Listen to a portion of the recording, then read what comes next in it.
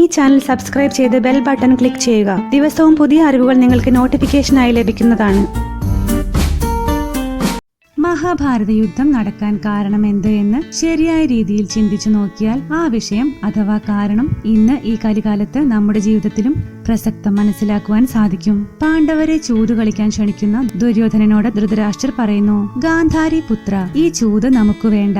വിതുരന് അത് സമ്മതമല്ല. കുരുവംശത്തിലെ ഉത്തമനാണ് വിതുരർ. വൃഷ്ണി വംശത്തിൽ ഉദ്ധവൻ എങ്ങനെയാണോ അതുപോലെയാണ് കുരുവംശത്തിൽ വിതുരർ. അദ്ദേഹം പറയുന്നത് അനുസരിച്ചാൽ നിനക്ക് നന്മയേ വരൂ. നിനക്ക് അധികാരമുണ്ട്, പണമുണ്ട്, എല്ലാമുണ്ട്. പിന്നെയും എന്തിനാണ് വിഷമിക്കുന്നത്?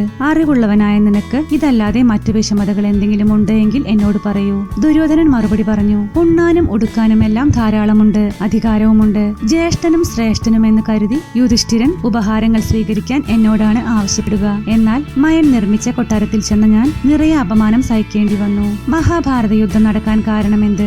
സ്ഥലജല വിഭ്രമം മൂലം ഞാൻ വസ്ത്രങ്ങൾ ഉയർത്തുന്നത് കണ്ടു. ഞാൻ സമ്പത്തില്ലാത്തവൻ അഥവാ സമ്പത്തു കണ്ടിട്ടില്ലാത്തവൻ എന്ന മട്ടിൽ വൃഗോദരൻ ആക്ഷേപിച്ചു ചിരിച്ചു.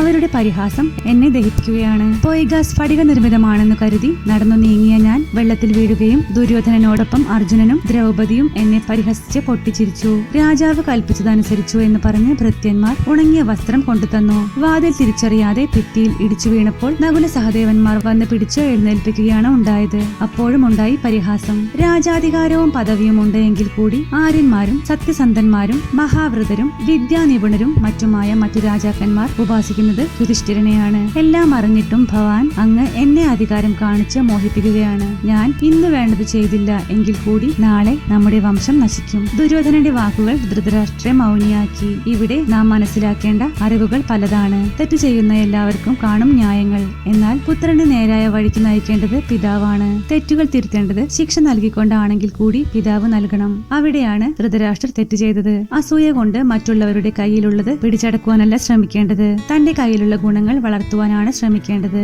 അവിടെയാണ് ദുര്യോധനൻ പരാജയപ്പെട്ടത്. തങ്ങൾക്കുള്ളത് മറ്റൊരാൾക്ക് അസൂയ ഉണ്ടാക്കാൻ വേണ്ടി ഉപയോഗിക്കരുത് എന്ന് മാത്രമല്ല, പരിഹാസം മറ്റൊരാളിൽ ചൊരിഞ്ഞാൽ അതിന്റെ ഭവിഷ്യത്ത് എന്താകുമെന്ന് പ്രവചിക്കാൻ സാധിക്കില്ല. പാണ്ഡവരുടെ ഭാഗത്തുമുണ്ട് തെറ്റ്. ഈ വീഡിയോയെക്കുറിച്ചുള്ള നിങ്ങളുടെ അഭിപ്രായം കമന്റ് ബോക്സിൽ രേഖപ്പെടുത്തുക. ഇഷ്ടമായാൽ ലൈക്ക് ചെയ്യുക. സബ്സ്ക്രൈബ് ചെയ്ത് ബെൽ ബട്ടൺ ക്ലിക്ക് ചെയ്യാൻ മറക്കരുത്.